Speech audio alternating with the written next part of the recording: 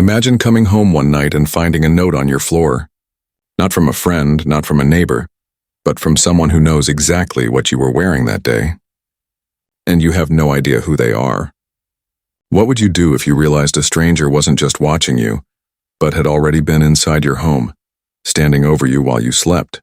This is the story of Clara, and the man who wouldn't stop watching her. It was one of those cold evenings in early winter when Clara first noticed him. She was standing at the bus stop, bundled in her coat, scrolling through her phone to pass the time. The streetlights flickered above her, throwing long shadows across the empty road. That's when she felt it, that prickling sensation at the back of her neck, the instinct that someone's eyes were fixed on her. She looked up, and there he was. Across the street, just beyond the circle of light, a man stood completely still, not leaning against a wall, not pretending to be on his phone, just standing, watching. At first, she dismissed it. Maybe he was waiting for someone. Maybe he lived nearby. Clara wasn't the type to jump at shadows. But still, there was something about the way he didn't move, the way his gaze didn't waver, that made her fingers tighten around her phone. The bus finally arrived, and Clara stepped on, sliding into a seat near the back. As the doors closed, she glanced out the window. The man was still there, standing exactly as before. By the time she got home, she had convinced herself it was nothing. Big city, lots of people, strange encounters were bound to happen. She locked her door, made some tea, and turned on the TV. Life went on. But a few days later, it happened again. Same bus stop, same streetlights buzzing overhead. Clara tried to ignore the feeling, but when she glanced up, her stomach dropped. He was there, same spot, same stillness, watching. This time she kept her eyes on her phone, pretending she hadn't noticed him. Her bus arrived late, and in those extra minutes her heart pounded so loudly she could almost hear it. When she finally stepped onto the bus and sat down, she risked one last glance through the glass. He hadn't moved, not 1 inch. Over the next week she couldn't stop thinking about him. She looked for him every time she went out, half hoping and half dreading she'd see him again. Days passed with no sign, and slowly the tension eased. Maybe it was just coincidence. Maybe he was harmless. Then one night, after dinner with friends, Clara walked up the stairs to her apartment building. She was fishing for her keys when her eyes caught something that froze her in place. Across the street, half hidden in the shadows of a tree, stood the same man. No bus stop this time. No excuse, he was just there. Watching her door, Clara's breath caught in her throat. For a long moment, neither of them moved. Then, without warning, he stepped back into the dark and disappeared. Her hands shook as she fumbled to unlock the door. When she finally closed it behind her, sliding the bolt in place, her heart was racing. This wasn't coincidence anymore. It was the beginning of something else. Something she didn't yet understand, but it terrified her. The next morning, Clara told herself it had been a trick of the light. Maybe it wasn't the same man. Maybe she was just tired after a long night out. But deep down she knew better. There was a rhythm to the way he appeared, almost like he was testing her, waiting for her to notice. At work, she tried to shake it off. The office buzzed with chatter, keyboards clicking, phones ringing. Life was normal here, safe. But when she went out for her lunch break, walking to the corner cafe, her eyes caught something that made her skin crawl. Across the street, near the bookstore, he was there again. Same man, same posture. His eyes followed her as she crossed the road, but he didn't move closer. He never did. That was the worst part. He never spoke, never approached, never gave her any reason to call it out. Just a silent presence lurking at the edges of her life. When she told her friends about him later that week, they laughed it off. "You're being paranoid, Clara," her roommate said, shaking her head. "This city is full of weirdos. Just ignore him. He'll get bored." Another friend joked, "Hey, maybe you've got a secret admirer." Clara smiled along, but inside, her stomach knotted. This wasn't admiration. This was something darker. Days turned into weeks, and the sightings grew more frequent. At the grocery store, by the bus stop outside her gym, sometimes he'd vanish for a day or two, and she would almost convince herself it was over. But then he'd return, right on cue, standing silently as though he had never left. One evening, Clara came home late after working overtime. The hallway of her apartment building was quiet, her footsteps echoing against the walls. She slid her key into the lock, turned it, and pushed the door open. That's when she saw it. Lying on the floor inside her apartment just past the threshold was a folded piece of paper. Her hands trembled as she picked it up. There were no markings on the outside, no envelope, no explanation. Just a single sheet of paper neatly folded. She opened it slowly, her pulse thundering in her ears. The message was short. 5 words written in careful handwriting. "You look beautiful in red." Clara's blood ran cold. That evening she had worn a red sweater to work. He had seen her. He wasn't just following her around the city anymore. He was close enough to know exactly what she was wearing. Close enough to slip a note under her door without being caught. For the first time, the reality hit her like a punch to the chest. This wasn't random. This wasn't a stranger passing by. This was deliberate, and whoever he was, he had found his way into her life. After that note, Clara couldn't shake the fear. Every sound in her apartment seemed louder. Every creak in the floorboards made her flinch. She began double-checking the locks at night, sliding a chair under the doorknob like she had seen in movies. Sleep became restless, broken by jolts awake at the faintest noise. She tried to change her routines. Instead of taking the bus, she started using ride shares. She switched grocery stores, varied her routes to work, even avoided her favorite cafe. But no matter what she did, she couldn't escape him. The man was always there, slipping back into her line of sight at the worst possible moment. Sometimes across the street, sometimes a few steps behind her, always watching. Clara bought heavier curtains for her windows, pulling them shut every night. Still, she found herself pacing the apartment, convinced he was just outside, waiting. She even unplugged her TV once, certain that the static crackle meant someone had tampered with it. Her friends stopped taking her seriously, brushing it off as anxiety. But she knew what she felt. This wasn't in her head. One night she came home later than usual. The air was sharp and cold, her breath fogging in front of her as she climbed the steps to her building. When she reached her door, something was wrong.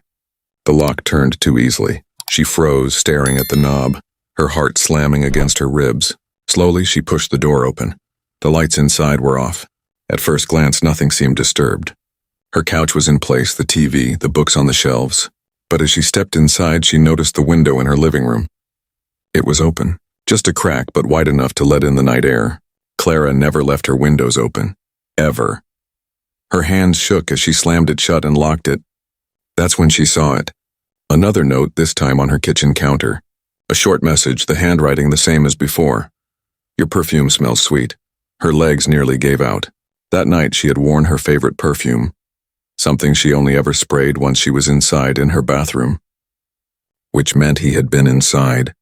He had stood in her apartment close enough to breathe in her scent, close enough to leave another note behind.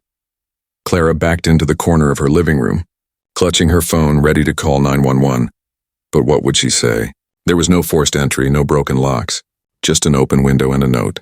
Evidence that could be brushed off as paranoia again. She sat awake until sunrise, every muscle tense, her ears straining for footsteps that never came. This wasn't just watching anymore. It was worse. He had crossed the line. He had been inside her home, and now she wasn't safe anywhere. By the next morning, Clara couldn't take it anymore. She grabbed the note from her kitchen counter, stuffed it into her bag, and headed straight to the police station. Her hands trembled as she sat across from the officer at the front desk, explaining everything from the bus stop encounters to the notes and the open window. The officer listened, nodding occasionally, but Clara could see the skepticism in his eyes. "So he hasn't threatened you directly? No physical contact?" he asked, tapping his pen against the desk. Clara shook her head. "Not yet. But he's been in my apartment. He left this." She slid the note across the desk. The officer picked it up, read it, then set it back down with a sigh. "Look, I don't doubt you're scared," he said. "But without a direct threat or proof of a break-in, there's not much we can do. You should install some cameras, maybe get a better lock. If he comes back and you catch him on video, then we'll have something solid." Clara's chest tightened. "So I just have to wait until he hurts me?" The officer didn't answer directly. He handed her back the note and scribbled a phone number on a slip of paper. "Call this line if you see him again. In the meantime, try to stay with friends or family if you can." Walking out of the station, Clara felt smaller than ever. She had come hoping for protection, but all she got was a reminder that she was on her own. That night, she took the officer's advice. She ordered a set of small security cameras online, cheap ones she could set up herself. She installed one in her living room, another facing the front door, and one pointing out the window toward the street.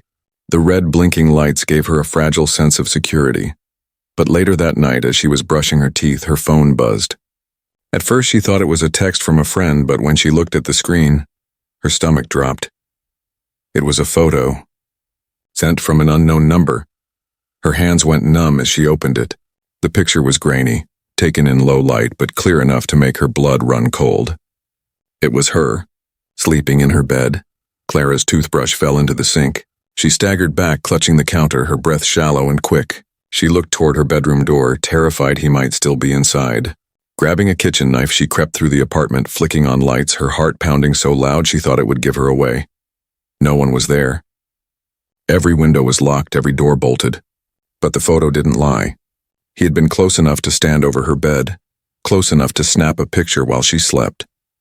As Clara sank to the floor, clutching the knife with trembling hands, she heard it. A sound so faint she almost convinced herself she imagined it. The soft creak of a floorboard in her hallway. Her blood ran cold. She wasn't alone. Clara didn't sleep that night. She sat in the corner of her bedroom with the knife clutched in her hand, every muscle tense, waiting for footsteps that never came. By dawn, her eyes burned from exhaustion, but her mind was sharper than ever. She couldn't keep living like this. She had to take control, or she'd lose herself completely. The next day, she called her closest friend Melissa, someone who had always believed her more than the others. When Clara showed her the photo, Melissa's face went pale. "You need proof," she said firmly. "If the police won't take this seriously, then we'll make them." Together, they set a plan.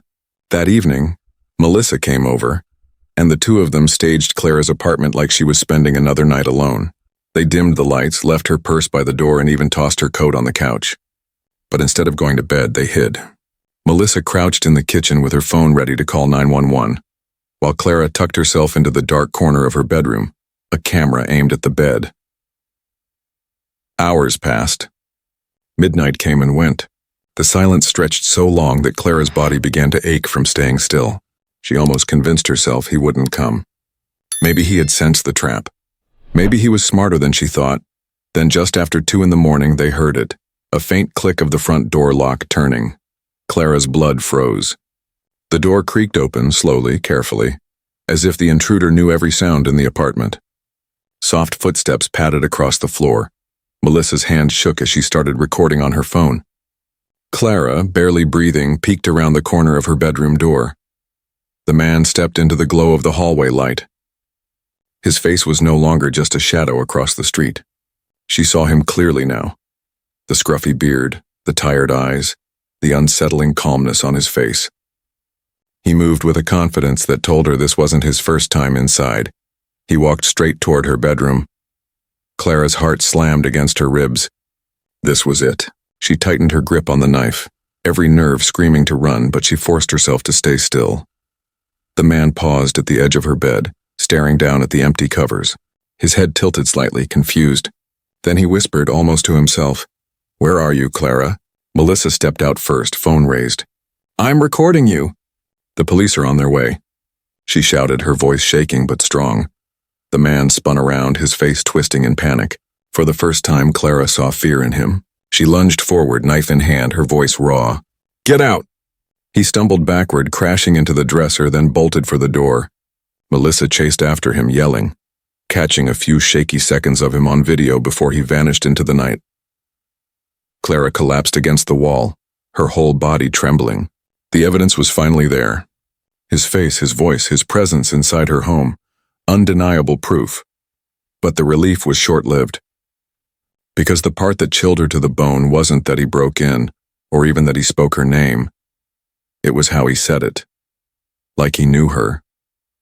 The video was enough to make the police finally take Clara seriously. With Melissa's recording, the photo on her phone, and the notes he had left behind, detectives opened a case. Within a week, they caught him. His name was Daniel. He wasn't some stranger passing through town. He lived only a few blocks away. Clara sat in the police station when they told her. The words felt heavy, like stones dropping one by one in her stomach. Daniel wasn't just a man who had chosen her at random. He was someone she had seen before. A quiet customer from the cafe she visited after work, the one who always sat in the corner with a notebook, never speaking. She remembered handing him change once, their hands brushing briefly. She hadn't thought about it again. But clearly he had. When officers searched his apartment, they found what Clara feared most. Photos of her, hundreds of them, pinned neatly to his walls. Shots of her walking to work, shopping, laughing with friends. And worse, dozens taken inside her apartment. While she slept, while she cooked, even while she showered, barely hidden behind steam. The officers told her he had kept a diary too. Page after page about Clara, how he loved her, how she belonged to him, how one day he would make her see it. Hearing it made Clara's skin crawl. The police assured her he would face charges, breaking and entering, harassment, stalking. But still, she couldn't shake the feeling that the system had failed her until it was nearly too late. She moved soon after, packed her life into boxes and left the apartment that had once been her safe place but had turned into a cage of fear. The new apartment was smaller, in a different part of the city, but she didn't care. It was new, untouched, and yet the paranoia followed her. She double-locked the doors. She checked the closets every night before bed. She taped over the tiny light of her laptop's camera, unplugged electronics when she wasn't using them. Every sound in the hall made her flinch. Every knock on the door made her heart race. Weeks later, she was finally starting to breathe again. The new neighbors were friendly, the streets quieter, the building secure. She told herself she was safe now. Then one evening, just as she was settling into bed, there came a sound, a knock, soft, slow, deliberate. Clara froze. She waited, straining to hear. The hallway outside was silent. She crept to the door, her breath shallow. Peeking through the peephole, nothing. The hall was empty, but on the floor, just beneath the door frame, lay a folded piece of paper. Her hands shook as she picked it up. She unfolded it slowly, her stomach churning. The handwriting was the same. Neat, careful, familiar. Only 2 words this time. Miss me? Clara's stalker was eventually caught, but the truth is, the damage had already been done. She moved, she rebuilt, but the fear never fully left. Because once someone invades your safety like that, you realize how fragile it really is. And the scariest part? Stories like Clara's aren't rare. There are countless others living with the same fear, wondering if the shadow outside their window is just a passerby, or someone who won't stop watching.